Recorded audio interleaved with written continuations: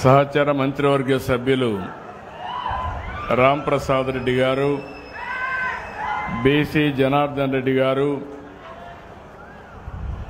గౌరవనీయులు జగన్మోహన్ రాజు గారు, వేదిక పైన ఉన్నటువంటి జిల్లా కలెక్టర్ గారు, అదే సమయంలో ఈ కార్యక్రమానికి వచ్చినటువంటి కే బొయ్యపల్లి గ్రామస్తులందరికీ నాకు అత్యంత ప్రీతి ప్రాంతమైనటువంటి ప్రాంతంలో మా తెలుగింటి ఆడపడుచులు చూస్తున్నా పెద్ద ఎత్తున వచ్చారు. మా ఆడబిడ్డలకి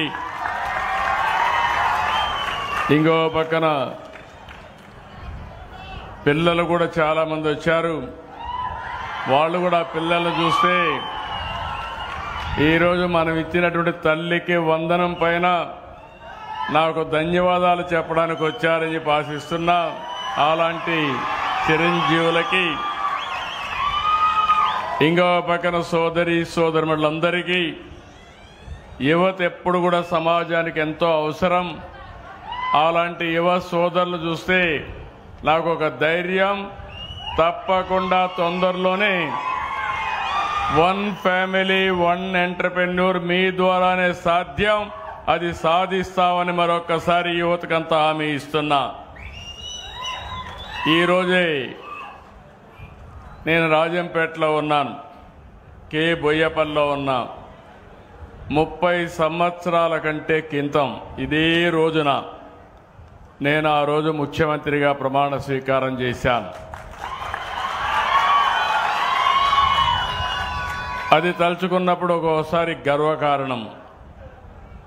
అదే రోజున ఈరోజు ఇక్కడికి వచ్చినప్పుడు నేను 2 కార్యక్రమాలకు అటెండ్ అయ్యాను. ఒకటి పింఛన్లు నేరుగా ఇచ్చే కార్యక్రమం ఏ విధంగా జరుగుతుందో చూడడానికి ఈరోజే ఒక మహిళ కిడ్నీ ఫెయిల్ అయింది, లేయలేదు. భర్త ఒక ఆటో డ్రైవర్, ఆవిడ్ని రోజంతా మంచానికే పరిమితం అవుతుంది. ఆవిడికి భోజనం చేసి పెట్టాలి, స్నానం చేయించాలి. చేసిన తర్వాత మళ్ళీ ఆటో, కొంతమంది ఎవరైతే స్కూలుకు తీసుకుపోవాలో వాళ్ళు తీసుకుపోయి ఆ ఆటోలో కూడా పాత ఆటో నడుపుకుంటూ జీవనాన్ని గలుపుతున్నారు. అలాంటి కుటుంబాన్ని చూసినప్పుడు నాకు అనిపించింది, మనిషి జీవితానికి ఒక సార్థకత ఉండాలనే ఉద్దేశంతోనే ఈసారి కొత్తగా పింఛన్లు ఇచ్చినప్పుడు 4,000, 6,000, 10,000, 15,000 పింఛన్లు ఇచ్చిన ప్రభుత్వం, మానవత్వం ఉండే ప్రభుత్వం ఈ తెలుగు ఎన్డీఏ ప్రభుత్వం అని చెప్పి కూడా నేను మీకు తెలియజేస్తున్నా. వాళ్ళ పరిస్థితులు చూశాను, నేరుగా పింఛన్ ఇచ్చాను. ఆ పింఛన్ రాకపోతే ఆవిడ జీవితంలో రోజు రోజు ఎన్నో ఇబ్బందులు పడేది. అలాంటి ఒక ఆడబిడ్డకి కనీసం పోషణకి తెల్లవారు నిద్రలేయంగానే మొదటి తారీఖున మా ఆఫీసర్ వెళ్ళి ఇంటి దగ్గర 15,000 రూపాయలు ఇస్తున్నారంటే అది ఈ ప్రభుత్వం యొక్క చిత్తశుద్ధి అని మరొకసారి మీ అందరికీ విజ్ఞప్తి చేస్తున్నా. రెండో కార్యక్రమం, ఇప్పుడే నేను ధోబీ ఘాట్కి వెళ్ళాను. ఎప్పుడు కూడా నేను ఒక విషయం మీకు గుర్తుపెట్టుకోవాలి, ఈరోజు తెలుగుదేశం పార్టీ నన్ను ముఖ్యమంత్రిగా 30 సంవత్సరాలు అయింది. మన నాయకుడు ఎన్టీ రామారావు గారిని ముఖ్యమంత్రిగా చేశారు. అదే సమయంలో తెలుగు జాతి ఈరోజు ప్రపంచంలోనే ఒక అగ్ర జాతిగా ఉందంటే దానికి కారణం తెలుగుదేశం పార్టీ. అలాంటి అగ్రస్థానంలో ఉండే పనులు చేయడానికి కారణం వెనుకబడిన వర్గాలని చెప్పి నేను మీకు తెలియజేస్తున్న బీసీలే కారణం.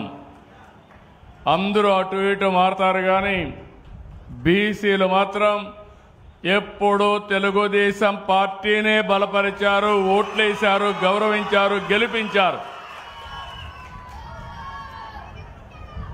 అలాంటి బీసీలకు అన్ని విధాల న్యాయం చేసిన పార్టీ తెలుగుదేశం పార్టీ, ఈరోజు ఎన్డీఏ. నేను ఆ రోజు వెనుకబడిన వర్గాల కోసం ఆదరణ తీసుకొచ్చాను సమైక్య ఆంధ్రప్రదేశ్లో. అదే సమయంలో మళ్ళీ 2014లో ఆదరణ 2 తీసుకొచ్చాను. ఈరోజు నేను అక్కడికి పోతే ఎంత సంతోషపడ్డానంటే, మొదట నేను ముఖ్యమంత్రిగా ఉన్నప్పుడు దోబీ ఘాట్లు కట్టాను. ఆ రోజు నేను దోబీలను చూసేవాడిని. రజకులంతా కూడా చాలా ఇబ్బందులు పడేవాళ్ళు. ఎక్కడన్నా బావుల దగ్గరికి వెళ్ళి అక్కడ బట్టలు ఉతకాలంటే అక్కడ రైతు ఒప్పుకునేవాడు కాదు. ఇంకో పక్క ఒకప్పుడు మనం చూస్తే గాడిదల మీద ఈ బట్టలు ఎత్తిపెట్టి ఎంతో దూరం వాగులు వంకల దగ్గరికి వెళ్ళి ఎక్కడెక్కడో తిరిగి బట్టలు ఉతికి మళ్ళా తీసుకొచ్చేవాళ్ళు. వాళ్ళ కష్టాలు చూసిన తర్వాత వాళ్ళ ఊర్లోనే కట్టాలని దోబీ ఘాటు కట్టి దానికి పంప్ సెట్ పెట్టి తొట్లు కూడా కట్టి ఆ ఉతికే బండలు కూడా ఏర్పాటు చేశాను.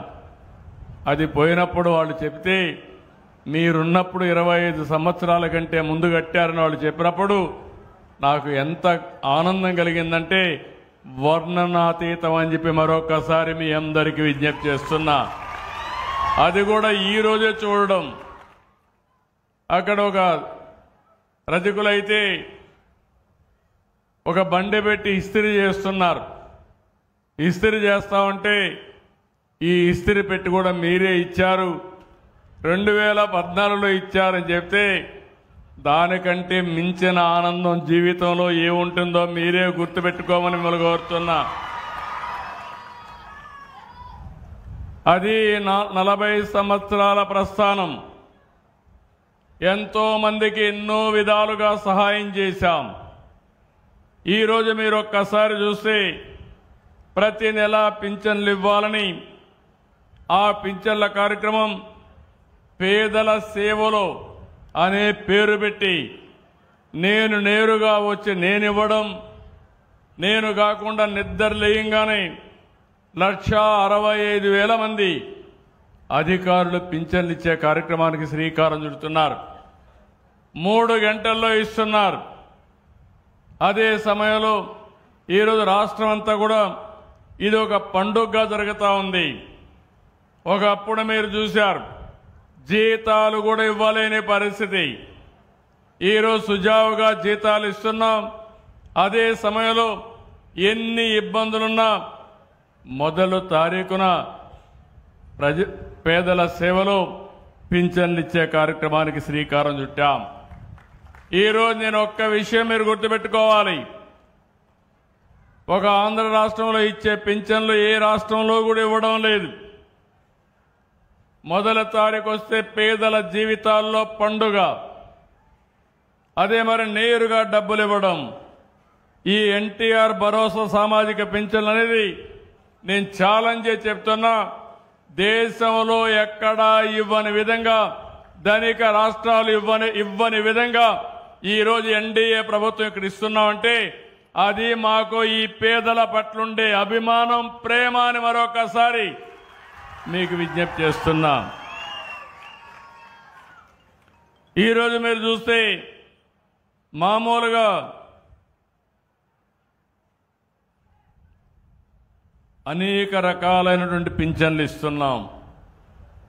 వృద్ధులకి, వితంతువులకి, కల్లు గీత కార్మికులకి, డబ్బు కళాకారులకి, ప్రతి ఒక్కరికి కూడా జీవితంలో ఇబ్బందులుంటే ఆ ఇబ్బందుల్ని అధిగమించేట్టుగా వాళ్ళ కాళ్లపైన వాళ్ళు నిలబడేట్టుగా ఈ కార్యక్రమాన్ని చేపట్టాం. ఈ 15 నెలల్లో 42,000 కోట్ల రూపాయలు ఒక పింఛన్ కార్యక్రమం కింద సూపర్ 6లు ఇచ్చామంటే అది ఈ ప్రభుత్వం ఈ పేదవాళ్ళకు అందించిన కానుకని చెప్పి కూడా నేను మీకు తెలియజేస్తున్నా. ఈ రోజున 63,61,380 మందికి ఇస్తున్నాం. ఒకే రోజున 2,747 కోట్లు ఇస్తున్నాం.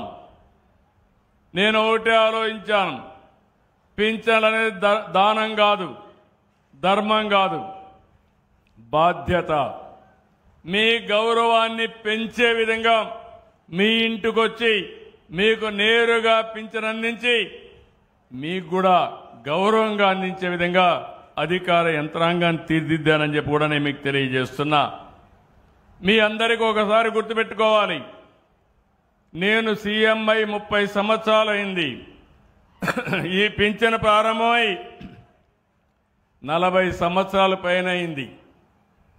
మొట్టమొదటిసారిగా ఈ పింఛను ఎప్పుడు ప్రారంభించారంటే మన నాయకుడు నందమూరి తారక రామారావు గారు 1983లో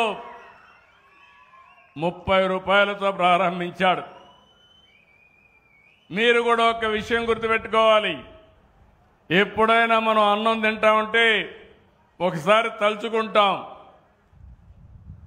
దానికి కారణం జీవితాంతం ఇబ్బందులు లేకుండా ఉండాలని మనం ఆలోచించుకొని చేస్తాం. అలాంటిది ఈరోజు మీకు 6,000, 10,000, 4,000, 15,000 వస్తుందంటే ఒక్కసారి ఈ పింఛన్ ఇచ్చేవాళ్ళని కూడా మీరు తలుచుకుంటే ఇంకా ఎక్కువ పింఛన్ రావడమే కాకుండా మీ జీవితాల్లో వెలుగులు వస్తాయని మరొక్కసారి మీ అందరికీ విజ్ఞప్తి చేస్తున్నా.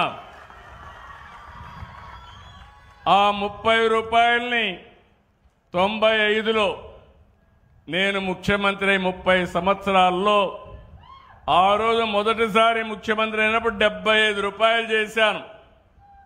మళ్ళీ 2014 మూడోసారి ముఖ్యమంత్రి 200 రూపాయలని 1000 రూపాయలు చేశాను. దివ్యాంగులకి 1500, 500 వచ్చేది. ఒకేసారి 3 రెట్లు పెంచాను, అది 1500 అయింది. మళ్ళీ 2018 వృద్ధులకి, వితంతువులకి 2000 రూపాయలు అంటే 1000ని 2000 చేశాను.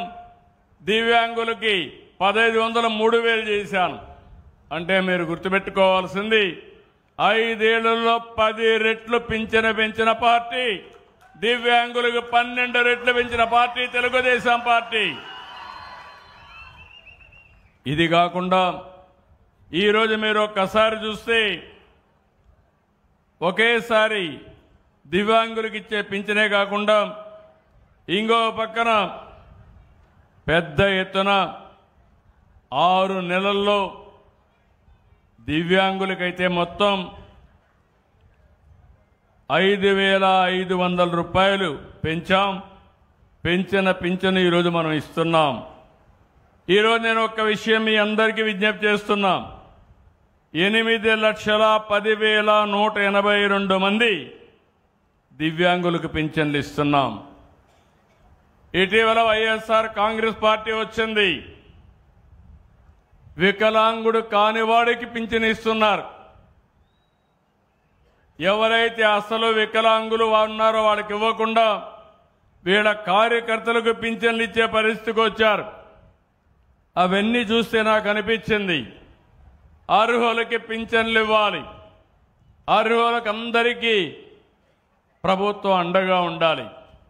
ఎవరైనా సరే అనర్హులుంటే ప్రభుత్వ ధనాన్ని దోస్తా ఉంటే దోపిడీ చేసి అలాంటి వారిపైన చర్యలు తీసుకోవాలా లేదా అని మిమ్మల్ని అడుగుతున్నా. నేను మీలో కూడా ఒక మార్పు రావాలి.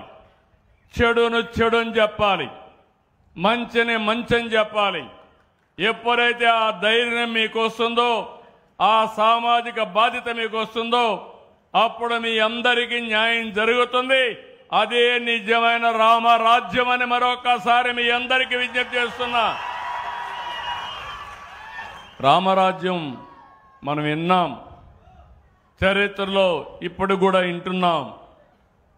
మంచి పరిపాలన ఉంటే దాన్ని రాముడు మారిగా పరిపాలించాలి, ధర్మాన్ని న్యాయాన్ని కాపాడాలని చెప్పి అన్నప్పుడు మీలో కూడా అలాంటి ఆలోచన విధానానికి మీరు శ్రీకారం చుట్టాల్సిన అవసరం ఉంది.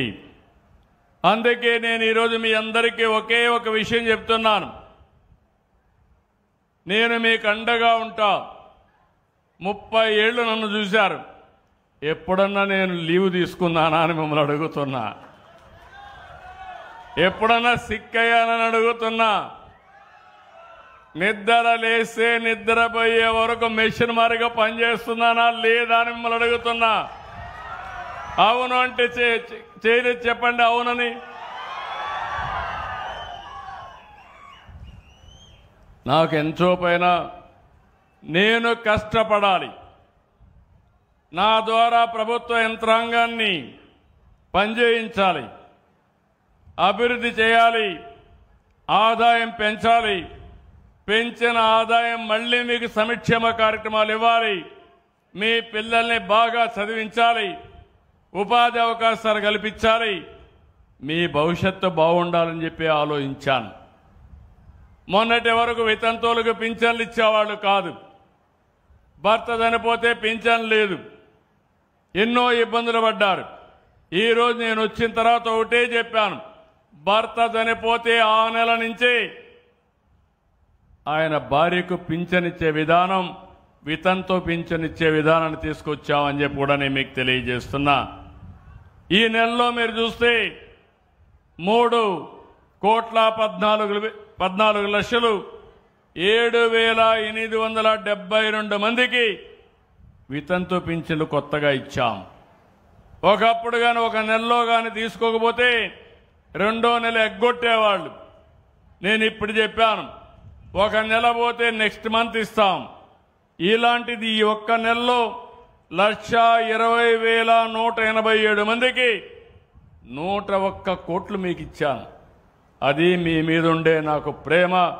ఓసారి పేదవాడు ఇంటి దగ్గర ఉండడు, ఉండకపోతే ఒక నెల తీసుకోరు, బంధువులు ఇంటికి పోతారు, అలాంటప్పుడు ఎగ్గొట్టే పరిస్థితి రాకూడదని ఇచ్చాను.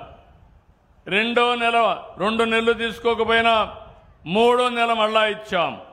అలాంటి వాళ్ళు 3 నెలల్లో ఈ నెలలో 11,986 మందికి ఇచ్చాను. ఇదొక 15 కోట్లు ఇచ్చాను. నేను కూడా మిగలబెట్టుకోవాలంటే ఈ 3 మిగలబెట్టుకుంటే దగ్గర 130 కోట్లు మిగులుతుంది. నా ఆలోచన అది కాదు, పేదవాడి జీవితంలో వెలుగు రావాలి, పేదవాడు ఎక్కడుంటే అక్కడ ఎన్డీఏ ప్రభుత్వం ఉండాలనే ఉద్దేశంతోనే ఇవన్నీ నేను ఇస్తున్నా. నేను అందుకే మిమ్మల్ని అందరినీ ఒకే విషయం అడుగుతున్నా. ఇప్పుడే మిత్రులు అడిగారు, నేను కష్టపడేది ఒక దానికే. మొట్టమొదటిసారిగా ఇదే రోజున ఈ ఊర్లో ఒక చరిత్ర నాకెప్పుడూ జ్ఞాపకం ఉంటుంది. 30 సంవత్సరాల ముందు సెప్టెంబర్ 1వ తారీఖున నేను ప్రమాణ స్వీకారం చేసి ఆ రోజున ఈ గ్రామానికి రావడం, కే బొయ్యపల్లికి రావడం నా జీవితంలో మరిచిపోలేని సంఘటన. నా జీవితాంతం గుర్తుపెట్టుకుంటానని మీ అందరికీ విజ్ఞప్తి చేస్తున్నా.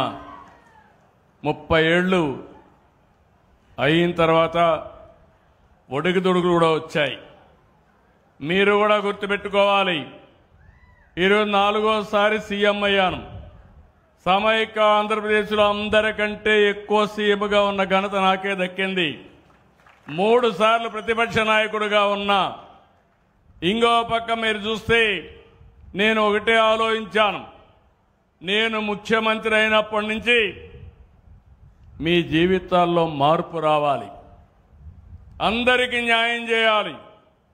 కొంతమంది అధికారాన్ని అడ్డం పెట్టుకుని పెద్ద పెద్ద వాళ్ళు పేదల్ని దోచుకునే కార్యక్రమం చేసేవాళ్ళు. నేను అందుకే ఒకే విషయం ఆలోచించాను, అభివృద్ధి జరగాలి, ఆదాయం పెంచాలి, సంక్షేమ కార్యక్రమాలు ఇవ్వాలి, పెంచుకుంటూనే ఉండాలి. దీనికి ఆర్థిక సంస్కరణలు అవసరమని ఆర్థిక సంస్కరణలు తీసుకొచ్చాం. ఈరోజు మిత్రులు చెప్పారు, ఈరోజు రాయలసీమను మీరు చూస్తే రాళ్ల సీమగా మారిపోతుందనుకున్న రాయలసీమ ఈరోజు గ్యారంటీగా చెప్తున్నా, రాళ్ల సీమగా మారదు, రత్నాల సీమ చేసే బాధ్యత నాదని మరొక్కసారి హామీ ఇస్తున్నా. ఈ విధంగా చేస్తాను కూడా చెప్తాను. ఇంకో పక్క రాయలసీమలో సాగునీటి ప్రాజెక్టులకు ప్రాధాన్యత ఇచ్చాం. రాష్ట్రం మొత్తం ఇన్ఫ్రాస్ట్రక్చర్ రిఫార్మ్స్ తీసుకొచ్చాం. రోడ్ల మీద, ఎయిర్పోర్ట్ల మీద, రైల్వేలు కానీ ఒకప్పుడు కరెంటు లేని పరిస్థితి నుంచి ఇప్పుడు మీ ఇంటి మీదనే రూఫ్ టాప్ పవర్ తయారు చేసే పరిస్థితికి వచ్చాం, సోలార్ తయారు చేసే పరిస్థితికి వచ్చామంటే అందులో కూడా మనమే అగ్రస్థానంలో ఉన్నాం. ఇప్పుడే అడిగారు మిత్రులు, 30 సంవత్సరాల్లో నాకు ఒక తృప్తి, సంపద సృష్టించడం చేతనైతే సంక్షేమ కార్యక్రమాలు ఇస్తాం. గడిచిన ప్రభుత్వం 5 ఏళ్లలో అప్పులు తీసుకొచ్చి మొత్తం సంక్షేమం అని ప్రజల్ని మోసం చేసే పరిస్థితికి వచ్చారు. నేను అడుగుతున్నా మిమ్మల్ని అందరినీ ఒకే విషయం, ఏ కుటుంబం అయినా అప్పులు చేసి బాగుపడ్డారా? మీరే చెప్పమంటున్నాను. బాగుపడ్డారా తల్లి అని అడుగుతున్నా మిమ్మల్ని. అప్పు చేసి పప్పు కొడు తింటే ఏమవుతుంది? చెప్పే మిగులుతుంది. అవునా కాదా? కానీ ఆదాయాన్ని పెంచి అభివృద్ధి చేసి అందులో పేదవాళ్ళని ఆదుకుని మళ్ళీ అభివృద్ధి చేసి ఎప్పటికప్పుడు పేదవాళ్ళని ఆదుకునే విధానానికి నేను శ్రీకారం చుట్టాను. హైదరాబాద్లో నేను ఐటీ అంటే అందరూ ఎగతాళి చేశారు, హైటెక్ సిటీ అంటే ఎగతాళి చేశారు. ఈరోజు మీరు చూస్తే నేను ప్రారంభించిన ఐటీ ప్రపంచంలోనే తెలుగు వారు ఎక్కడున్నా హైయెస్ట్ పర్ క్యాపిటల్ ఇన్కమ్ తెస్తున్నారంటే అది నాకు ఆనందం. ఒకే ఒక నిర్ణయం, ఆ రోజు మీ అందరి ఇంటింటికి ఒక ఐటీ ప్రొఫెషనల్ కావాలని చెప్పాను, చదివించమన్నాను. పిల్లలకు డబ్బులు కాదు కావాల్సింది, సంస్కారాన్ని ఇవ్వండి, చదువునిప్పించండి.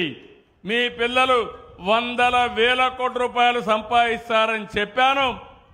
ఈరోజు ప్రపంచంలో ఏ దేశానికైనా వెళ్ళండి, మంచి పాష్ లొకాలిటీకి వెళ్తే అక్కడ గట్టిగా తెలుగులో మీరు మాట్లాడితే ఒక కేక వేస్తే 100 మందికి ఎదురయ్యే పరిస్థితికి వచ్చారు. అంటే తెలుగువాడు ఈరోజు ప్రపంచం మొత్తం అన్ని దేశాలకు వెళ్లే పరిస్థితికి వచ్చారు. హైదరాబాద్ నగరం ఉంది, 30 ఏళ్లు ఈరోజు ఒక విశ్వనగరంగా తయారయ్యే పరిస్థితి వచ్చింది. ఆ రోజు ఒక విజన్ చేశాం, ఆ రోజు ఒక ప్రాధాన్యత ఇచ్చాం, సైబరాబాద్కి నాంది పలికాం. ఈరోజు హైదరాబాద్లో ఇవన్నీ కూడా పనిచేసి బాగా ముందుకు పోయే పరిస్థితికి వచ్చారు. నేను ఆ రోజు ఆడబిడ్డల కోసం డాక్రా సంఘాలు పెట్టాను. ఏం తల్లి జ్ఞాపకం ఉందా మీ అందరికీ? అప్పుడప్పుడు మర్చిపోతూ ఉంటారు, మళ్ళా కష్టాలు కొని తెచ్చుకుంటాం, ఇంకో పక్క వైకుంఠ పాడ ఆడతాం, పైకి ఎక్కడం మళ్ళా కిందికి పడడం, మళ్ళా నేను అభివృద్ధి చేయడం, ఇంకొకడు వచ్చి చెడగొట్టడం. ఈసారి మాత్రం జరగడానికి వీలు లేదు.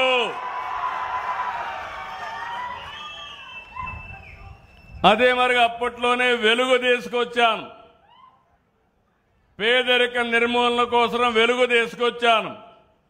డాక్రా సంఘాలే కాదు, సాగునీటి సంఘాలు తీసుకొచ్చాం, స్వయం సహకార సంఘాలను తీసుకొచ్చాం. ఇలాంటి అనేక కార్యక్రమాలు తీసుకుని మనం ముందుకు పోయాం. ఈరోజు మీరు చూస్తే ఈ యొక్క 30 సంవత్సరాల్లో మనం ఏవైతే చేశామో, విభజన జరిగిన తర్వాత కొన్ని కష్టాలు వచ్చాయి. 2014లో 2 రాష్ట్రాలుగా విడిపోవడం, మనకు ఆదాయం తగ్గడం.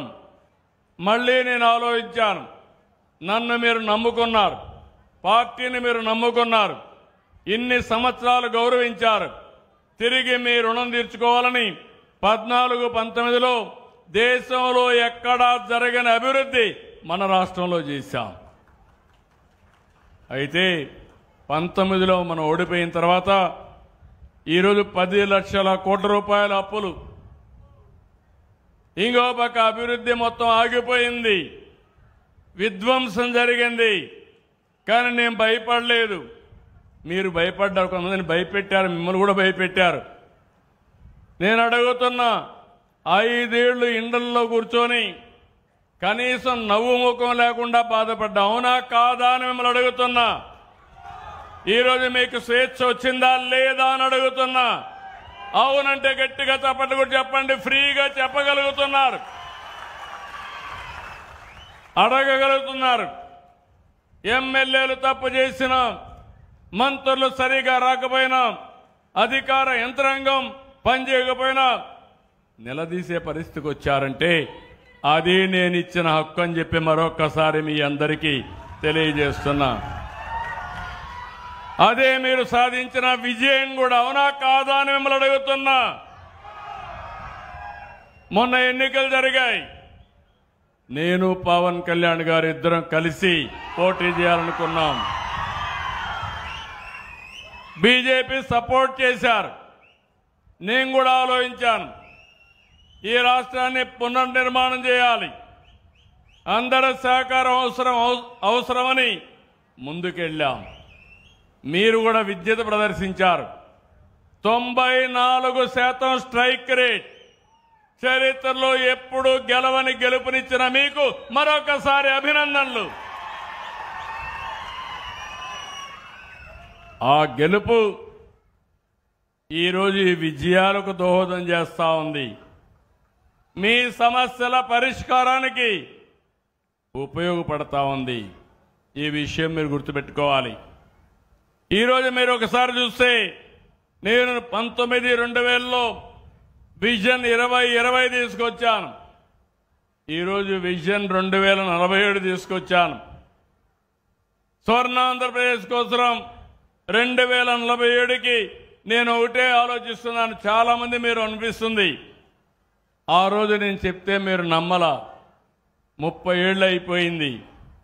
కానీ ఈరోజు మళ్ళీ నేను ఆలోచించే విధానం, ఈ 20 సంవత్సరాల్లో భారతదేశంలో నెంబర్ 1 రాష్ట్రం ఏదంటే దానికి చిరునామాగా ఆంధ్రప్రదేశ్ ఉంటుంది, ఈ స్టేట్ ఉంటుంది. ఇండియా కూడా అభివృద్ధి అవుతా ఉంది.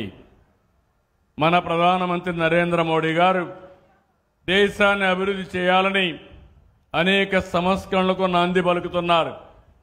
నేను ఈరోజు కాదు, మొదటి నుంచి సంస్కరణల్ని అమలు చేశాం. అలాంటి దీంట్లో దేశం అభివృద్ధి కావాలి, మనం కూడా దేశంలో ఒక భాగం.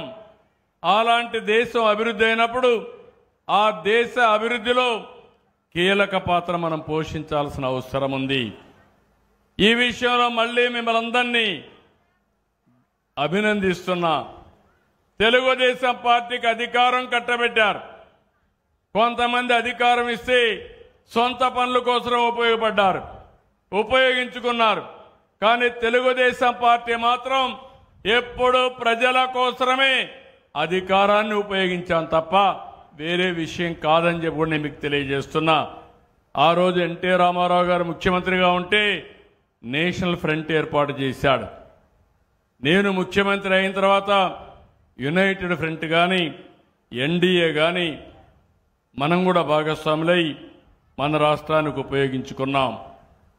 ఇలాంటి రాజకీయాలు మనం చేస్తే ఈ రాష్ట్రంలో ఒక ఫేక్ పార్టీ ఉంది. ఆ పార్టీకి సవాలు విసురుతున్నా మీ అందరి తరపున.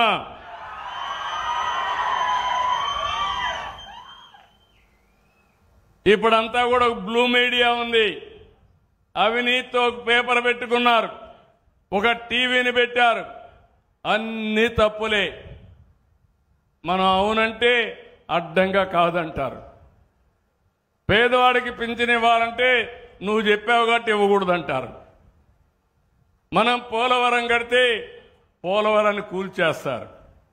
మనం అమరావతి ప్రజా రాజధాని అమరావతి ఉండాలని మనం ఆకాంక్షిస్తే ఈ అమరావతి ఎడారిని చేస్తామని ఎడారి చేస్తారు. మనం రోడ్లు వేస్తే రోడ్లన్నీ గుంతలు పెడతారు. అవునా కాదా అని అడుగుతున్నా. అలాంటి పార్టీకి నేను ఇచ్చే సవాల్ ఏంటంటే, మొన్నన్నారు సిద్ధం సిద్ధం అని ఎగిరిపడ్డారు. సూటిగా అడుగుతున్నా, అసెంబ్లీకి సిద్ధమా? 11 మంది ఉన్నారు. అసెంబ్లీకి రండి. ఎవరిది విధ్వంసమో, ఎవరిది అభివృద్ధో, ఎవరికి సంక్షేమ కార్యక్రమాలు చేసే సత్తా ఉందో చర్చించడానికి నేను సిద్ధంగా ఉన్నా.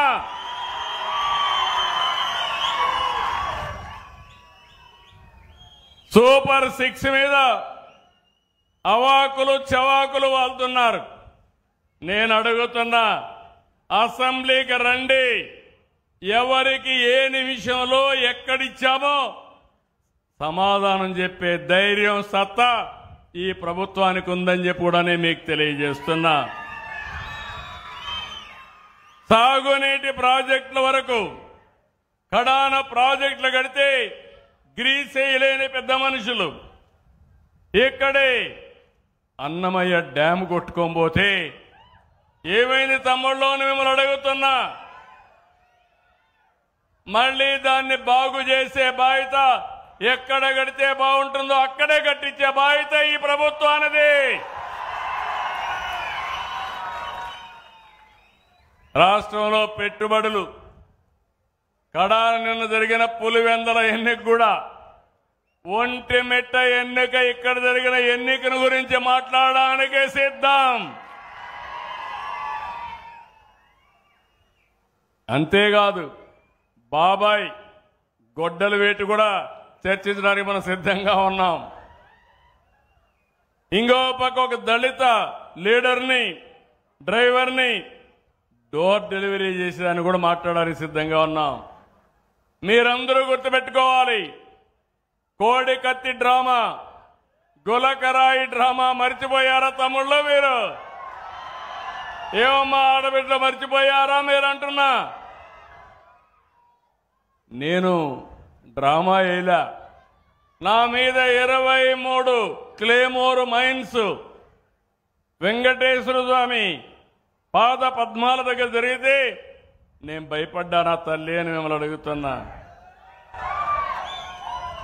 ప్రజల కోసం పనిచేశాం. ప్రజల కోసం పనిచేసినప్పుడు భయపడవలసిన అవసరం లేదు. వీళ్ళు చేసే పని చూస్తా ఉంటే అంతా కూడా చేసే తప్పుడు పనులు, మీడియాలో మాత్రం ఫేక్ మీడియా పెట్టి నేను దానికి సమాధానం చెప్పాలంట. నిన్నే చూస్తున్నారు వీళ్ళ యొక్క మనుషులు తప్పుడు డాక్యుమెంట్స్తో దివ్యాంగుల పింఛన్ తీసుకున్నారు. వాడు ఆటో డ్రైవింగ్ చేస్తాడు, ట్రాక్టర్ డ్రైవింగ్ చేస్తాడు, చేయలేదంటాడు.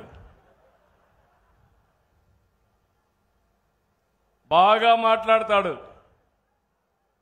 డాక్టర్ దగ్గరికి వచ్చినప్పుడు నాటకం వేసి మూగంటాడు.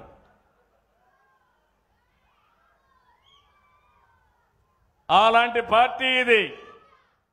చేతులుండే వాళ్ళకి వికలాంగులు పింఛన్ కావాలి, చేతులు లేవని మూగ బాగా మాట్లాడేవాడు మూగ అని డెమ్ అండ్ డెఫ్ అని పింఛన్లు తీసుకుని ప్రజల్ని మోసం చేయాలనుకుంటున్నారు. నేను ఒకటే చెప్తున్నా, ఈ నెలలో అందరికీ పింఛన్లు ఇచ్చాను. కానీ మీరు కూడా ఆలోచించండి, నాకు సోషల్ ఆడిట్ జరగాలి.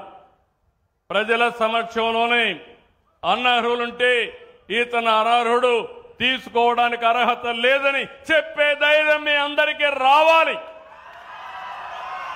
చేస్తారా లేదా? నేను ఎవ్వరికి అన్యాయం చేయను, అర్హులందరికీ ఇస్తా. ఒకవేళ అర్హులు కానీ ఎవరన్నా ఇగ్నోర్ చేసినా రాజకీయ కారణాలతో నేను ఆమోదించను. ఇది నా గ్యారంటీ అని కూడా మరొక్కసారి మీ అందరికీ విజ్ఞప్తి చేస్తున్నా. అందుకనే నేను మిమ్మల్ని కోరేది, ఒకప్పుడు రాయలసీమ ఎక్కడ చూసినా ఫ్యాక్షన్లు, కడప జిల్లా ఒకప్పుడు చూశారు, అవునా? జ్ఞాపకం తల్లే మీకు? ముఠా కక్షలు జ్ఞాపకం ఉన్నాయి తమ్ముళ్ళు? రక్తం పారిన విషయం గుర్తుందా మీకు? ఆ రక్తం పారించిన ఈ రాయలసీమలో నీళ్లు బారించే సత్తా తెలుగుదేశం పార్టీకి, ఎన్డీఏకుంది.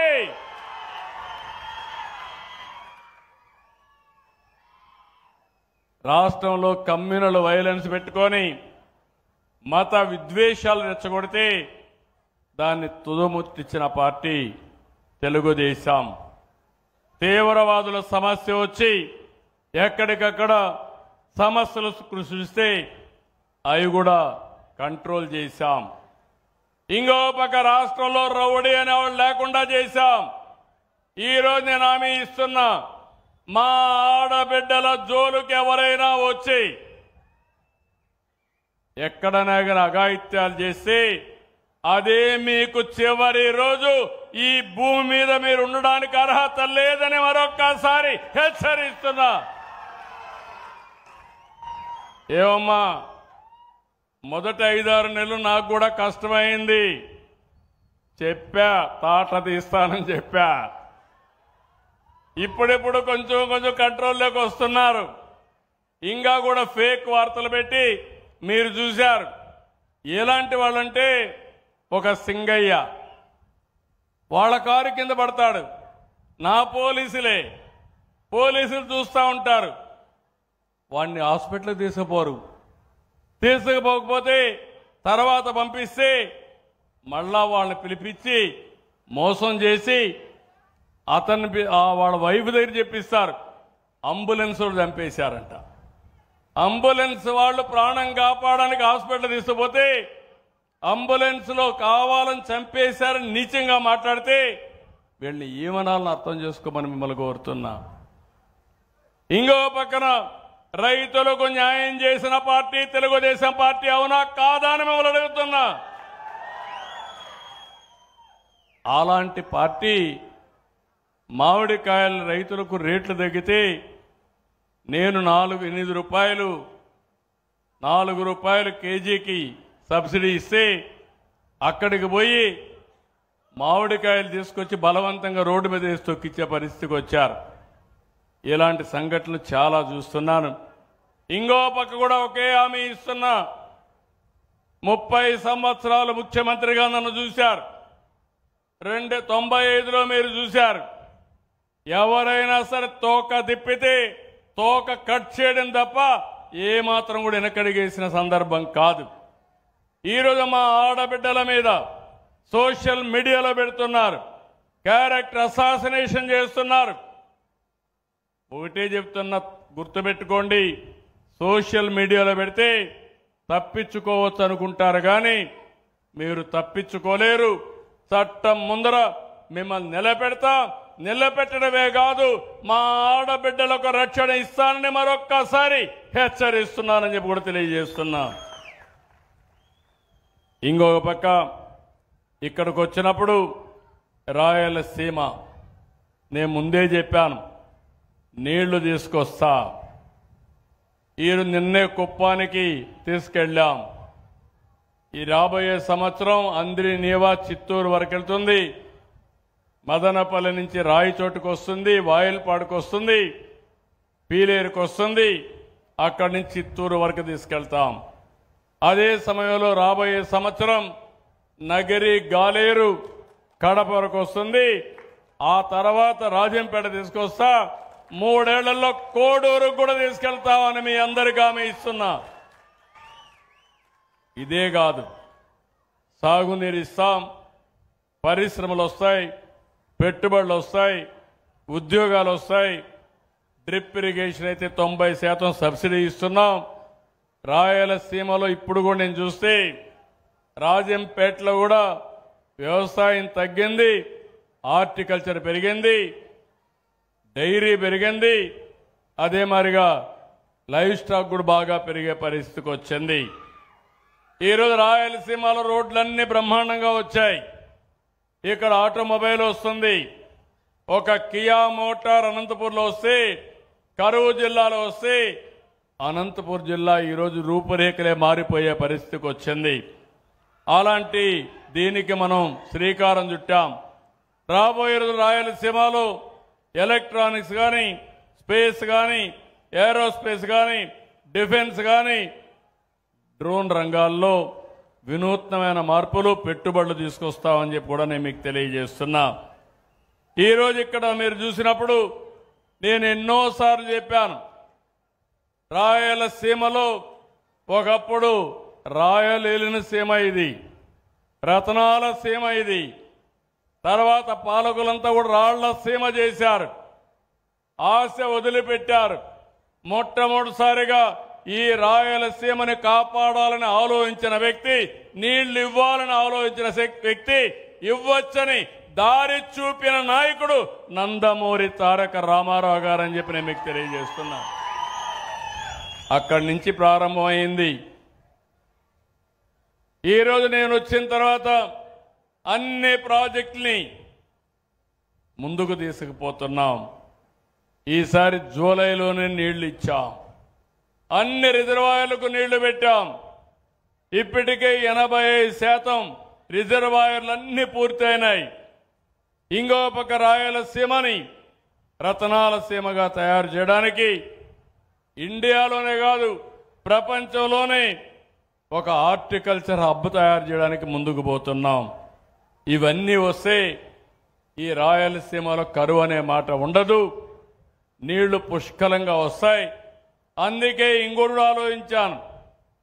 నా ఆలోచన ఇప్పుడు కాదు, 25 ఏళ్లకు మునిపించి ఆలోచిస్తున్నాం. ఏదైతే గంగా నది నుంచి కావేరి వరకు నదుల అనుసంధానం జరగాలి. ఈరోజు మీరు రోడ్లు చూస్తున్నారు. ఒకప్పుడు అధ్వానమైన రోడ్లు, ఈరోజు రోడ్లు బ్రహ్మాండంగా వచ్చాయి. ఇంకో పక్క ఒకప్పుడు ఫోన్లు పనిచేసేటివి కాదు, ఇప్పుడు సెల్ ఫోన్లు పెట్టుకునే పరిస్థితికి వచ్చాం. ఇవన్నీ కూడా సంస్కరణల వల్ల వచ్చిన ఫలితాలు ఇవన్నీ. అదే ఈరోజు వరదలు వస్తున్నాయి, కొన్ని ప్రాంతాల్లో కరువు వస్తూ ఉంది. గోదావరి నది ఉంది, ఎన్నో సంవత్సరాలుగా 2000 టీఎంసీ నీళ్లు సముద్రంలోకి పోతున్నాయి. రాయలసీమ ఉంది, నీళ్లు రాకుండా పంటలు వేయకుండా మొన్నటి వరకైతే అనంతపూరు ఎడారిగా మారిపోతుందనే పరిస్థితికి వచ్చారు. అనంతపూర్లో 400 మిల్లీమీటర్ల వర్షపాతమే పడుతుంది. దేశంలోనే తక్కువ వర్షపాతం పడే జిల్లా అనంతపూర్ జిల్లా. అందుకే ఈరోజు మనం కానీ గంగా కావేరి చేస్తే, నదుల అనుసంధానం చేస్తే చాలా ఉపయోగపడుతుంది. అది వచ్చే లోపల వంశధార దగ్గర నుంచి గోదావరి, కృష్ణ, పెన్న అన్ని నదుల అనుసంధానం చేయాలని నేను సంకల్పం చేశా. అది చేస్తామని మరొకసారి మీ అందరికీ హామీ ఇస్తున్నా. ఇవన్నీ చేస్తూనే సూపర్ 6 ఏమమ్మా, సూపర్ 6 సూపర్ హిట్ అవునా కాదా? అవునా కాదా? గట్టిగా చెప్పండి తల్లి, మీకోసం ఎంతో కష్టపడుతున్నాం. 15 నెలలు ధైర్యంగా గర్వంగా చెప్తున్నా, సంక్షేమానికి సాటి లేదు, అభివృద్ధికి అడ్డు లేదు, సుపరిపాలనకు పోటీ లేదు. అవునా కాదా అని మిమ్మల్ని అడుగుతున్నా. పింఛన్లు పెంచామా లేదా? చెప్పిన ప్రకారం ఇచ్చామా లేదా? అన్నదాత సుఖీభవ ఇచ్చామా లేదా? తమ్ముళ్ళు మీరు చెప్పండి. ఏమమ్మా, తల్లికి వందనం ఎంతమంది పిల్లలుంటే ఇచ్చామా లేదా అని అడుగుతున్నా. నిన్నే మా మైనారిటీ ఆడబిడ్డ 6 మంది పిల్లలుంటే 6 మందికి 78,000 ఇచ్చారని నా దగ్గరకు వచ్చి గర్వంగా చెప్పిందంటే అది తెలుగుదేశం పార్టీ విధానం.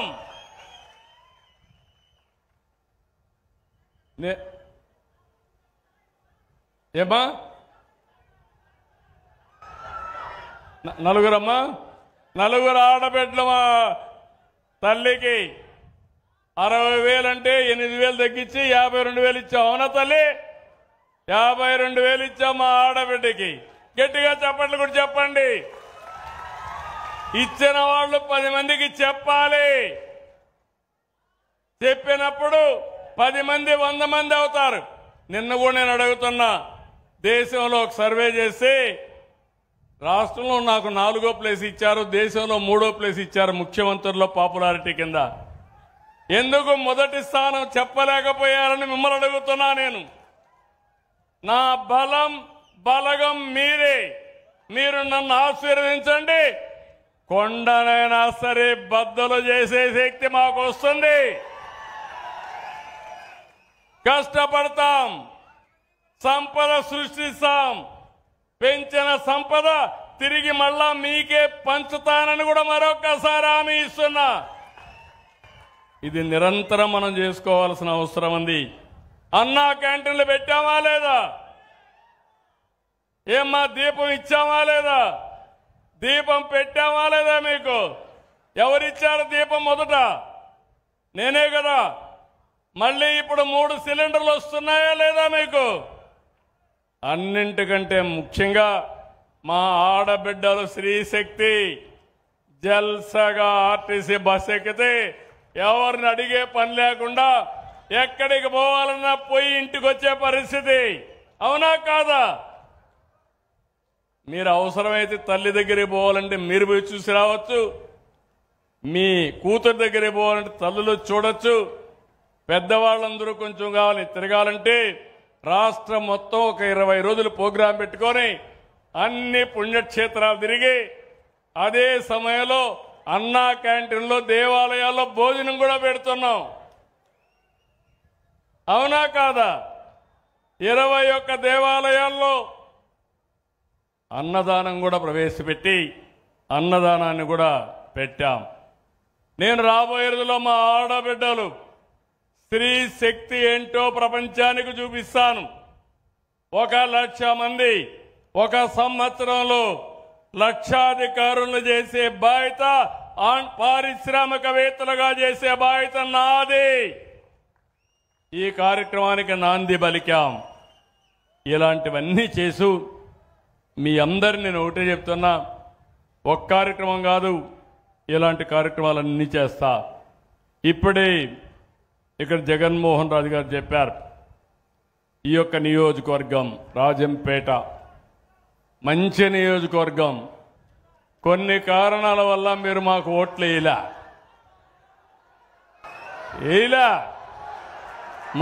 మొన్న గెలవలేదు కదా. అదేనయ్యా జిల్లా అంటున్నావు, జిల్లా కావాలి, బట్ మోసం చేసే వాళ్ళకి ఓటేస్తిరి. ఇప్పుడు నాకు న్యాయం చేయమంటే ఓట్లు వేసే వాళ్ళకి ఏం చెప్పాలి? నేను వాళ్ళకేం చెప్పగలుగుతామన్నా? అన్నీ ఉంటాయి. మీరు కూడా ఎవరైనా సరే అభ్యర్థి ముఖ్యం కాదు, పార్టీ ముఖ్యం. నేను ఈరోజు మీరు చూస్తే 164 మంది తెలుగుదేశం, జనసేన, బీజేపీ ఎమ్మెల్యేలు ఉన్నారంటే దానికి కారణం అభ్యర్థులు చూడాల, పార్టీని చూశారు. నేను కూడా హామీ ఇస్తున్నా, పార్టీలుగా కంట్రోల్ చేస్తాం, ప్రజలకు న్యాయం చేసే బాధ్యత మేము తీసుకుంటామని కూడా మీ అందరికీ హామీ ఇస్తున్నాను. ఇంకో పక్కన రాజంపేటలో అభివృద్ధి, ఒంటిమిట్ట శ్రీరాముడు ఆలయాన్ని నేనే ఆ రోజు తీసుకొని ప్రతి ఏటా ఘనంగా నవమిని జరపాలని మనం ముందుకెళ్ళాం. తిరుమల తిరుపతి దేవస్థానం దీన్ని దత్తత తీసుకున్నారు. అంత మునుపు మీరు చూస్తే భద్రాచలంలో అభివృద్ధి చేశాం. అది తెలంగాణకు వెళ్ళిన తర్వాత దీన్ని మనం అభివృద్ధి చేసే పరిస్థితికి వచ్చాం. ఇంకో పక్క ఇక్కడంతా కూడా ఈ జిల్లాల్ని డివైడ్ చేయాలన్నప్పుడు కొన్ని ఇబ్బందులు కూడా ఉన్నాయి. అవన్నీ ఏ విధంగా చేయాలనో చేయడం కోసం అన్ని కూడా ఎక్సర్సైజ్ చేస్తామని చెప్పి కూడా నేను మీకు తెలియజేస్తూ, ఇప్పుడే ఇక్కడ మెడికల్ కాలేజ్ కావాలని ఎమ్మెల్యే గారు అడిగారు. దాన్ని ఏ విధంగా చేయాలనో అవి కూడా వర్కౌట్ చేస్తాం. ఇంకో పక్కన ఇక్కడ అభివృద్ధి, ఏ అభివృద్ధి కావాలన్నా ఇక్కడ జగన్మోహన్ రెడ్డి గారి నాయకత్వంలో తప్పకుండా మీ అందరికి హామీ ఇస్తున్నా. ఇక్కడ మన పార్టీ ఎమ్మెల్యేలు లేరని మీరు అధైర్యపడవలసిన అవసరం లేదు, ఎంపీ లేరని అధైర్యపడాల్సిన అవసరం లేదు. రాజకీయాలు వేరు, అభివృద్ధి వేరు. ఈ నియోజకవర్గాన్ని కూడా అభివృద్ధి చేసే బాధ్యత ఈ ప్రభుత్వం తీసుకుంటామని చాలా స్పష్టంగా మీ అందరికీ హామీ ఇస్తున్నా. ఈ శుభ సందర్భంలో 30 సంవత్సరాల తర్వాత నేను ఒకటే మిమ్మల్ని అందరినీ కోరుతున్నా, ప్రతిరోజు నాకు వెంకటేశ్వర స్వామి మా ఇంటి దైవం. ఎందుకంటే నేను వెంకటేశ్వర స్వామి ఆ సైడ్ మంగాపురం సైడ్ అయితే మా ఇల్లు నిద్రలేసి చూస్తే ఆ సైడ్ నుంచి నామాలు కనపడొస్తుంది. మంగాపురం సైడ్ అది చూస్తూ బ్రతికిన వాడిని, ఎప్పుడు కూడా భక్తిభావంతో ఉన్నవాడిని. ఓసారి హిందువులందరూ కూడా వెంకటేశ్వర స్వామిని మిగిలిన దేవుడిని నమ్ముతారు. అదే మరి ముస్లిమ్స్ అంతా అల్లాహ్ని నమ్ముతాం, క్రిస్టియన్స్ అంతా యేసు ప్రభువుని ప్రార్థిస్తాం. కానీ అందరూ దేవుళ్ళు చెప్పింది ఒకటి, సమాజానికి మంచి చేయమని నేను ప్రతిరోజు ఒకటే కోరుకుంటా. నిద్ర లేసినప్పుడు ఒక్క నిమిషం ఆలోచిస్తాను.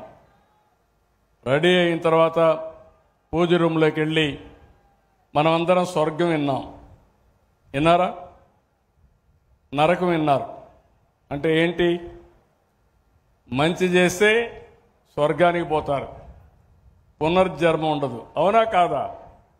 తప్పు చేస్తే ఎక్కడికి పోతారు? ఎక్కడికి పోతారు? నరకానికి పోతారు. అక్కడ ఏం చేస్తాడు యమధర్మరాజు? సలసలగాలి ఆయిల్లో వేసి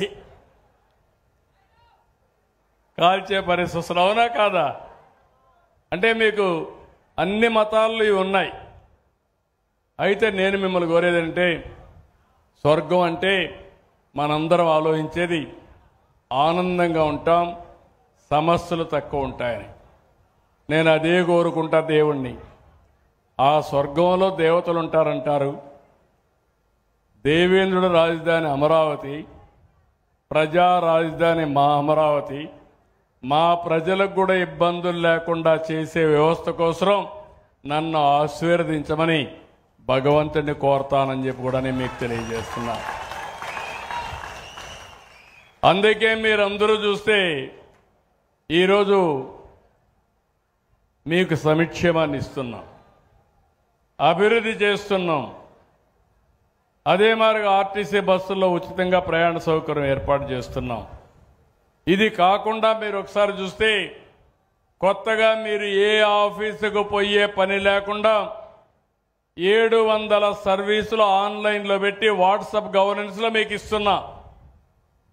అంటే ₹1 అవినీతి లేకుండా, ఎవరి దయాదాక్షిణాలు లేకుండా నేరుగా అన్ని పనులు చేయాలని టెక్నాలజీ కూడా ఉపయోగించి తద్వారా ఈరోజు పింఛన్ ఇచ్చాం. సాయంత్రానికి నాకు ఒక ఇన్ఫర్మేషన్ వస్తుంది, ఎక్కడ ఏ సమయంలో ఏ స్పాట్లో పింఛన్ ఇచ్చారో టెక్నాలజీ ద్వారా వస్తుంది. మళ్ళీ నేను IVRS పంపిస్తున్నా. మీ పట్ల మా అధికారి దురుసుగా మాట్లాడా, సక్రమంగా ఇచ్చారా, మిమ్మల్ని గౌరవంగా చూశారని అడుగుతున్నాం. అవినీతి ఏమన్నా పాల్పడ్డారని కూడా తెప్పిస్తున్నా. నా ఆలోచన ఒకటే, ఈ రాష్ట్రంలో ఏ ఒక్కరికి ఇబ్బంది లేకుండా, ఏ ఒక్కరు ₹1 అవినీతి ఇవ్వకుండా మీరు గౌరవంగా బ్రతికే వ్యవస్థని నేను ఏర్పాటు చేస్తానని మరొక్కసారి మీ అందరికీ హామీ ఇస్తున్నా. అదే నా ఆలోచన. నా ఆలోచన ఒకటి, అందరికీ ఆదాయం పెరగాలి, ఆరోగ్యం బాగుండాలి, ఆనందంగా ఉండాలి. వెల్తీ, హెల్తీ, హ్యాపీ సొసైటీ కోసం నేను ప్రయత్నం చేస్తున్నా. ఇది అసాధ్యమేం కాదు, సాధ్యం. కొద్దిగా మీరు డైరెక్షన్ మారితే, కొంచెంగానే మీరు ఆలోచిస్తే ఇవన్నీ సాధించుకునే అవకాశాలు వచ్చాయి. దానికి రేపు రాబోయే రోజుల్లో సంజీవని అనే ఒక ప్రాజెక్టును తీసుకొస్తున్నా. రామాయణంలో మీరు ఉంటారు, లక్ష్మణుడు మూర్ఛపోతాడు, కాపాడుకోవాలి. ఎట్లా కాపాడుకుంటామంటే సంజీవని మొక్క తెస్తే ఆ మొక్క ఒకటే కాపాడుతుందని చెప్తారు. అప్పుడు సంజీవని మొక్క తేవాలంటే హనుమంతుడికి తెలియదు సంజీవని మొక్క, నేను తెస్తానని వెళ్ళాడు, మొక్క తెలియదు. అప్పుడు ఏం తెచ్చాడు? పర్వతాన్ని తీసుకొచ్చాడు. ఆ పర్వతాన్ని తీసుకొస్తే అందులో సంజీవని మొక్క తీసుకొని ఆ ఔషధ మొక్కతో లక్ష్మణుడి ప్రాణం కాపాడుకుంటారు. నేను కూడా రాబోయే రోజుల్లో 2 ఏళ్లలో ఒక పెద్ద ప్రాజెక్ట్ని బిల్ గేట్స్ కానీ TCS అందరితో కలిసి తీసుకొస్తున్నాం. అందులో ఆ ప్రాజెక్ట్ వస్తే పేదవాళ్ళ ఆరోగ్యం, అందరి ఆరోగ్యం కాపాడే విధంగా శ్రీకారం చుడుతున్నాం. ప్రపంచంలో ఉండే నాలెడ్జ్ అంతా తీసుకొచ్చి పేదవాడి ఆరోగ్యాన్ని కాపాడడానికి ఏ మందు అవసరమో ఆ మందే ఇచ్చి మిమ్మల్ని కాపాడుకునే బాధ్యత తీసుకుంటామని కూడా తెలియజేస్తున్నా. మీలో కూడా ఆలోచన విధానం మారాలి. మన పెద్దవాళ్ళు తిండి లేనప్పుడు రాగులు తినేవాళ్ళు. మన నాయకుడు ఎన్టీ రామారావు గారు వచ్చిన తర్వాత అందరికీ రైస్ ఇప్పించాడు. ₹2 కేజీ బియ్యం పెట్టి మనం రైస్ తినడం మొదలుపెట్టాం. ఈ రైస్ వల్ల కార్బోహైడ్రేట్స్ తిని అసలు మిగిలిన ప్రోటీన్ కానీ ఇవి తినకుండా మానేసాం. ఎక్కువ కార్బోహైడ్రేట్స్ తింటే మీకు షుగర్ వస్తుంది, బీపీ వస్తూ ఉంది. షుగర్ వస్తే అనేక జబ్బులు వస్తున్నాయి.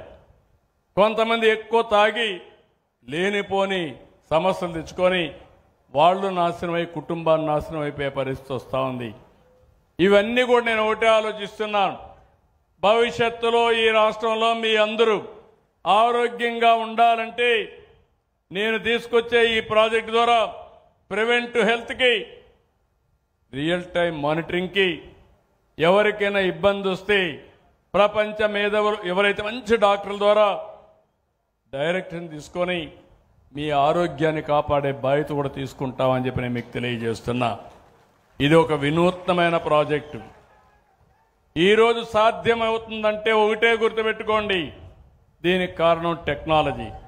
ఇలాంటి సమయంలో ఇలాంటి ప్రాజెక్ట్ వస్తే అది నా జీవితంలో దానికంటే సాధించగలిగిన విజయం ఇంకోటి ఉండదు. ఒక పక్క సంపద సృష్టిస్తా, ఇంకో పక్క మీ ఆరోగ్యాన్ని కాపాడుతా, ఇంకో పక్క మీరు మీ కుటుంబం ఆనందంగా కూడా ఉండాలి. నేను అందుకనే ఇటీవల చెప్తున్నా, ఎక్కువ హార్డ్ వర్క్ చేయడం కాదు, స్మార్ట్ వర్క్ చేయాలి. సెల్ ఫోన్ ఉంటే చాలా అన్ని పనులు అయిపోతున్నాయి. ఈరోజు డ్రోన్స్ వచ్చాయి, సెటిలైట్ వచ్చింది. మీ పొలాల్లో సాయిల్ టెస్టింగ్ చేయాలంటే పొలానికి వచ్చి సాయిల్ తీసుకోవాల్సిన పని లేదు, భూసార పరీక్షలు అవసరం లేదు. అలాంటి కొత్త టెక్నాలజీస్ వచ్చాయి, డ్రోన్స్ వస్తున్నాయి. ఎక్కడ తెగులుంటే అక్కడనే క్రిమి సంహారక మందు వాడే పరిస్థితికి వచ్చాం. ఒకప్పుడు ఇవన్నీ లేవు. ఈరోజు మస్కిటోస్ ఉన్నాయి. ఎక్కడ మస్కిటో ఉంటే ఆ మస్కిటో పైనే మందు కొట్టి మస్కిటో నివారించే పరిస్థితి వస్తూ ఉంది. ఈరోజు మస్కిటో ఉంటే మాకేంటనుకుంటే దానివల్ల మీకు మలేరియా వస్తూ ఉంది. అదే మరి ఇంకా అనేక రకాలైనటువంటి కమ్యూనికబుల్ డిసీజ్ వచ్చి చాలా వరకు దెబ్బతినే పరిస్థితికి వస్తున్నారు. కాబట్టి డెంగ్యూ కూడా వస్తూ ఉంది. డెంగ్యూ వస్తే ప్లేట్లెట్స్ పడిపోతాయి, దానివల్ల చాలా ఇబ్బందులు వస్తాయి.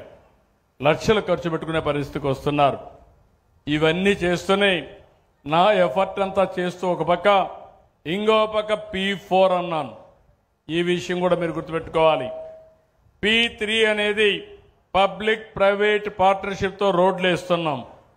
టెలికాం వచ్చింది, కరెంట్ ఇస్తున్నారు, కొంతమంది డబ్బులు కూడా సంపాదిస్తున్నారు. ఈరోజు సమాజంలో ఆర్థిక అసమానతలు పెరిగాయి. కొంతమంది టాప్ 10% అయితే కోటీశ్వరులు అయిపోయారు. కింద నుండే 20% అయితే 3 పూట్ల తిండి తినడానికి, కష్టం వస్తే ₹10 పెట్టి ఆరోగ్యం బాగు చేసుకోవడానికి డబ్బులు లేవు. అందుకే ఒక వినూత్నమైన కార్యక్రమం పబ్లిక్ ప్రైవేట్ పీపుల్స్ పార్ట్నర్షిప్ అనే కార్యక్రమం తీసుకుని పైనుండే 10 మంది, కింద నుండే 20 మందికి అండగా ఉండే విధంగా ఒక స్ఫూర్తినివ్వాలనుకుంటున్నాం. ఒకప్పుడు ప్రజల వద్దకు పాలన తీసుకొచ్చాం, ఆ తర్వాత జన్మభూమి తీసుకొచ్చాం. ఈరోజు నేను తీసుకొచ్చే కార్యక్రమం వినూత్నమైన కార్యక్రమం, బంగారు కుటుంబం మార్గదర్శి. ఇది స్వచ్ఛందంగా ముందుకు రావాల్సిన అవసరం ఉంది. ఒక మనిషిని పుట్టిన తర్వాత ఒక బాధ్యత ఉంటుంది. నేను ఒక్కడే బాగుంటే లాభం లేదు, సమాజంలో అందరూ బాగుంటేనే ఆ సమాజం ఆనందంగా ఉంటుంది, సేఫ్గా ఉంటుంది. ఒక వ్యక్తి మాత్రం పెద్ద ప్యాలెస్ కట్టుకొని చుట్టుపక్కలంతా దొంగలుంటే ఆ వ్యక్తికి కూడా రక్షణ ఉండదు. అవునా కాదా అని మిమ్మల్ని అడుగుతున్నా. మీ ఇల్లు పెద్ద మహల్ కట్టుకొని రోడ్డు అంతా గుంతలు పడితే ఆ ఇంట్లో ఎంత టైం కూర్చుంటామని అడుగుతున్నా. అందుకని అలాంటి వ్యవస్థను క్రియేట్ చేద్దాం. నేను ఒకటే మీ అందరికి చెప్తున్నా, ఒకప్పుడు టెక్నాలజీ అంటే ఎగతాళి చేశారు, ఒకప్పుడు నీరంటే ఎగతాళి చేశారు, ఒకప్పుడు మా ఆడబిడ్డల తెలివితేటలంటే ఎగతాళి చేశారు. ఈరోజు చెప్తున్నా, నేను తీసుకున్న కార్యక్రమం పబ్లిక్ పాలసీస్ ద్వారా ఆర్థిక అసమానతలు తగ్గించి అందరికీ మెరుగైన జీవన ప్రమాణాలు ఇచ్చి మీరు ఆనందంగా ఉండే సొసైటీని తయారు చేయడం నా ఏకైక ఆశయం, కోరిక అని చెప్పి మిమ్మల్ని అందరికీ విజ్ఞప్తి చేసుకుంటూ, దీన్ని బాగు చేయాలంటే మీలో కూడా ఆలోచన రావాలి. ఇక్కడికి వచ్చినప్పుడు 230 పిటిషన్లు వచ్చాయి. ఈ 230 పిటిషన్లు తీసుకున్నాం. నేను ఒకటే చెప్తున్నాను, నాకు మీరు పిటిషన్ ఇస్తే ఎంత నమ్మకమో, మీరు మామూలు కాగితం ఇచ్చినా ఆ కాగితంపై నేను చర్యలు తీసుకుంటా. న్యాయం ఉంటే చేసి మళ్ళీ మీకు సమాచారం ఇస్తానని మరొక్కసారి తెలియజేసుకుంటూ, కొంతమంది ఏం చేస్తున్నారంటే లేనిపోని గొడవలు పెట్టుకుంటున్నారు. వాళ్ళకు కూడా విజ్ఞప్తి చేస్తున్నా. ఈరోజు కొంతమంది ఎక్కువగా లిటిగేషన్కి వెళ్ళిపోతున్నారు. ఒక అన్నదమ్ముళ్ళ మధ్య, కుటుంబ సభ్యుల మధ్య, అదే మాదిరిగా బంధువుల మధ్య 2 సెంట్లకు 3 సెంట్ల భూమికి విరోధాలు పెట్టుకుని కోర్టుల చుట్టూరు, పోలీస్ స్టేషన్ల చుట్టూరు తిరిగే పరిస్థితి వస్తున్నారు. మేము చెప్పినా ఇనే పరిస్థితులు లేరు. ఇలాంటి వాళ్ళ ప్రవర్తన మారాలి. పోతే పోయింది, ఒక సెంటు వదిలేస్తే మీ జీవితం బాగుంటుంది. ఆ సెంటు కోసం మీ జీవితాన్ని నాశనం చేసుకుని లేనిపోని సమస్యలు సృష్టించుకుంటే దానివల్ల నష్టపోయేది మీరే. ఆ విషయం గుర్తుపెట్టుకోవాల్సి కోరుతూ, ఇప్పుడు 2 నిమిషాలు ఇక్కడ P4 గురించి ఒక 2 నిమిషాలు మాట్లాడి, బంగారు కుటుంబాలు ఉన్నాయి, అదే మరి మార్గదర్శి ఉన్నారు, ఏ విధంగా ఆ సమస్య పరిష్కారం చేస్తారో మీరు వింటే రాబోయే రోజుల్లో ఇది ఒక వినూత్నమైన కార్యక్రమం అవుతుంది, మంచి కార్యక్రమం అవుతుందని చెప్పి తెలియజేసుకుంటూ, ఇప్పుడు ఒకసారి రమ్మ. నమస్కారం సార్, నా పేరు కళ్యాణి, మా నాన్న పేరు శేఖర్. ఒక్క నిమిషమే. నువ్వు ఆ పక్కన ఆ పక్కన మాడు. నువ్వు 10 మందిలో అరిస్తే నువ్వు అడిగిరా, అక్కడ నిలబడుకో, వస్తాను. అక్కడికి వెళ్ళు. నువ్వు బాగానే ఉన్నావు కదా, బాగున్నావు కాబట్టి గొడవ చేయాలని చూస్తాను. బాగలేడా? అదే అర్థమైంది నాకు. నువ్వు ఆ పక్కకి రా, నువ్వు రాయా, అక్కడ రామా తమ్ముడు, నేను మాట్లాడతా కదా, మాట్లాడడం. నమస్కారం సార్, నా పేరు కళ్యాణి, మా నాన్న పేరు శేఖర్. మేము బోయినపల్లి గ్రామంలో నివసిస్తున్నాము. నేను degree first year government degree కాలేజీలో చదువుతున్నాను. మా నాన్న కూలి పని చేస్తున్నారు. మా నాన్న కూలి పని చేస్తూ 3 డిగ్రీ చదివిస్తున్నారు. మా నాన్న కూలి పని చేస్తూ మమ్మల్ని స్థాయికి తీసుకొని వచ్చారు. నాకు ఆటలంటే చాలా ఇష్టం. నేను గత సంవత్సరాల నుండి బ్యాడ్మింటన్ గేమ్ ఆడుతున్నాను. ఎవరి శిక్షణ లేకుండా ఇప్పటి వరకు నేను స్టేట్ లెవెల్లో పాల్గొనడం జరిగింది. అదేవిధంగా నన్ను ఒక అకాడమీలో జాయిన్ చేస్తే మన దేశానికి, మన రాష్ట్రానికి పేరు ప్రఖ్యాతులు తీసుకొని వస్తున్నానని ఆశిస్తున్నాను సార్. అదేవిధంగా మన స్వర్ణ ఆంధ్రప్రదేశ్కి నా ప్రావీణ్యంతో స్వర్ణాన్ని తీసుకొని వస్తున్నానని కోరుకుంటున్నాను sir. Thank you sir. Okay అమ్మా, ఇప్పుడు ఒకరిని దత్తత తీసుకోమన్నాం. రండి రజని. ఆ అమ్మాయి చూశారు, గట్టిగా మాట్లాడుతుంది, కష్టాలున్నాయి. అలాంటి వాళ్ళు ధైర్యంగా ఉండే వాళ్ళకి అండగా ఉంటే వాళ్ళల్లో కూడా మనం కానీ మనోధైర్యాన్ని నింపగలిగి టైమ్లీ హెల్ప్ అని చేయగలిగితే ఇది వస్తుంది. ఏ విధంగా మీరు చేస్తారు? ప్లీజ్ తమ్ముళ్ళు కూర్చోండి, 1 నిమిషం కూర్చోవాలి ప్లీజ్. Please SIT down. 2 నిమిషాలు లాస్ట్కి వచ్చాం, ఓన్లీ 1 మినిట్. సార్ నమస్కారం సార్, నా పేరు Venkataramana sir, S Venkataramana. Gitanjali junior college, degree college, BD college నడుపుతున్నాను సార్. నేను కూడా చాలా తక్కువ స్థాయి నుంచి ఈ స్థాయికి వచ్చాను సార్. ఈ అమ్మాయిని నేను అడాప్ట్ చేసుకుంటున్నాను సార్. ఈ అమ్మాయికి ఎడ్యుకేషన్ పరంగా కానీ, గేమ్స్ పరంగా కానీ నేను అమ్మాయికి అన్ని విధాలు నేను కోఆపరేట్ చేస్తాను సార్. ఈ విధంగా మీకు నేను హామీ ఇస్తున్నాను సార్. ఇది P4 స్కీమ్లో నేను ఇంప్రెస్ అయ్యాను సార్. నా వంతు సహకారం నేను దీంట్లో షేర్ చేసుకుంటున్నాను సార్.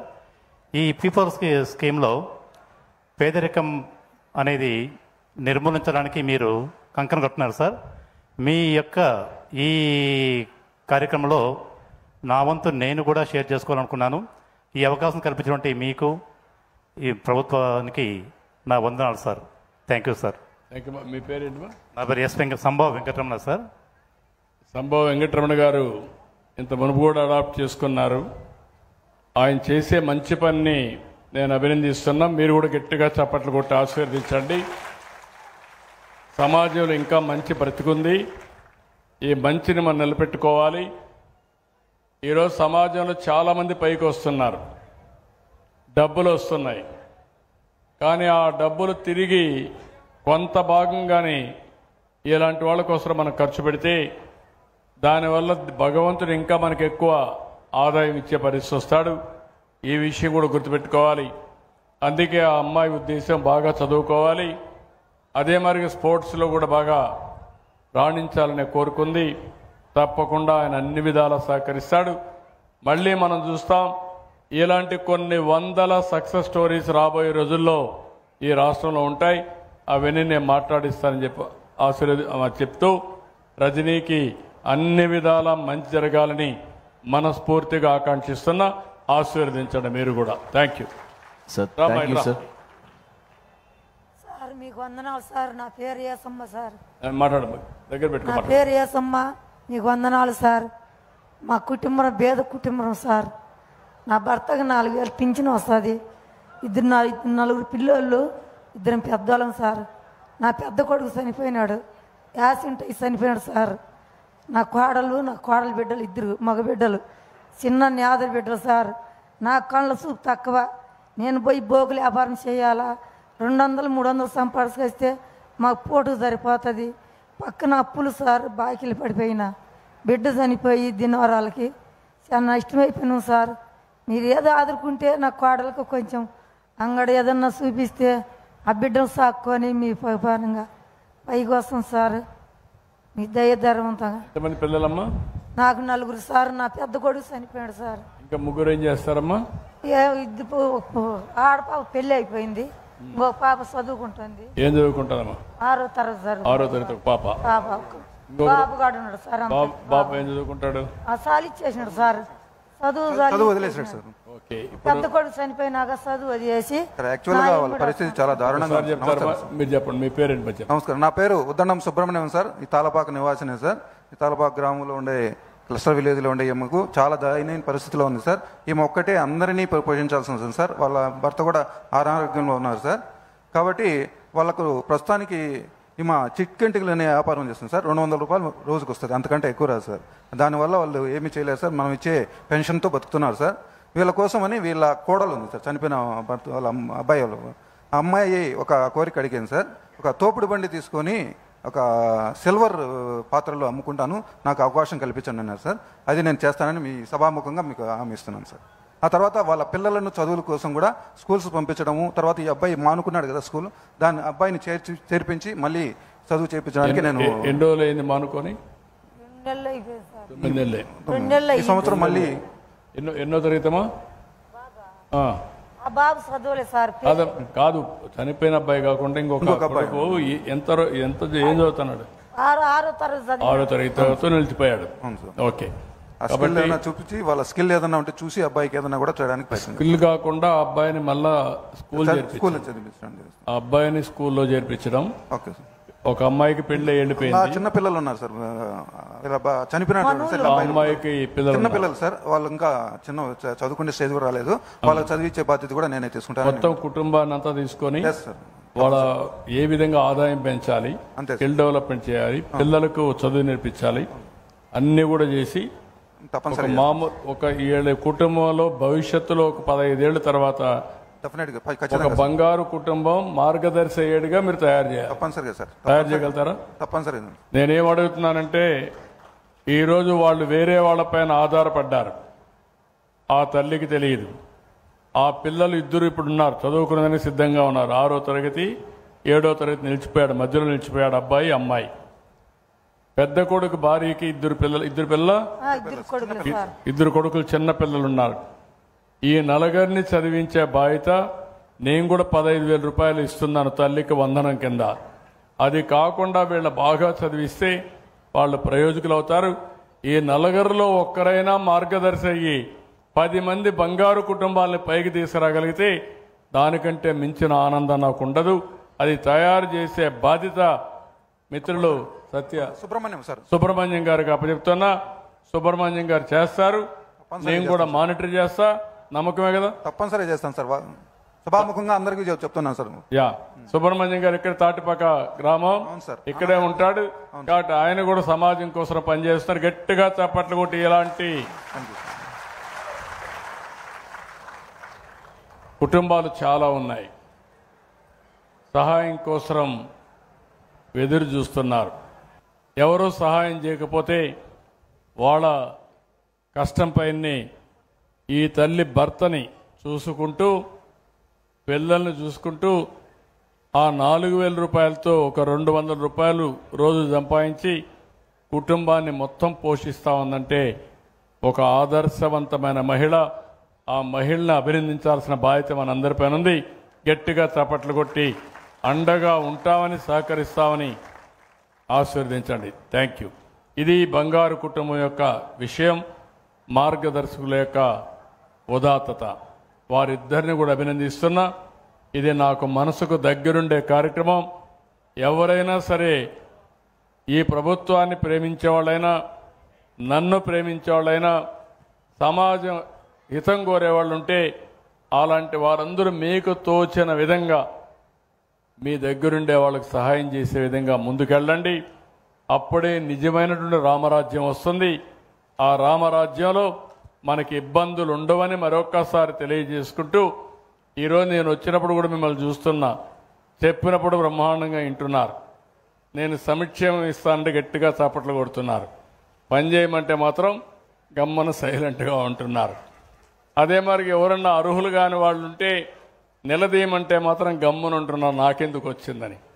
అందరూ నాకెందుకు వచ్చిందంటే నేను ఒక్కడనే చేయలేను. నాకు కావాల్సింది మీ సహకారం కావాలి, మీ అండ కావాలి, మీ ఆశీస్సులు కావాలి. అప్పుడే మనం అనుకున్నటువంటి సమాజాన్ని స్థాపించుకుంటాం. అది చేయాల్సిందిగా మిమ్మల్ని అందరినీ కోరుకుంటూ మరొక్కసారి ఇలాంటి ఆదరణ చూపిన మేమందరికీ పేరు పేరున మనస్ఫూర్తిగా అభినందనలు. మళ్ళీ హామీ ఇస్తున్నా, ఈ రాజంపేట నియోజకవర్గాన్ని బాగు చేసే బాధ్యత మాది, మళ్ళీ ఆదరించే బాధ్యత మీది. ఇది చేయాల్సిందిగా కోరుకుంటూ అందరికీ నమస్కారాలు. జై హింద్.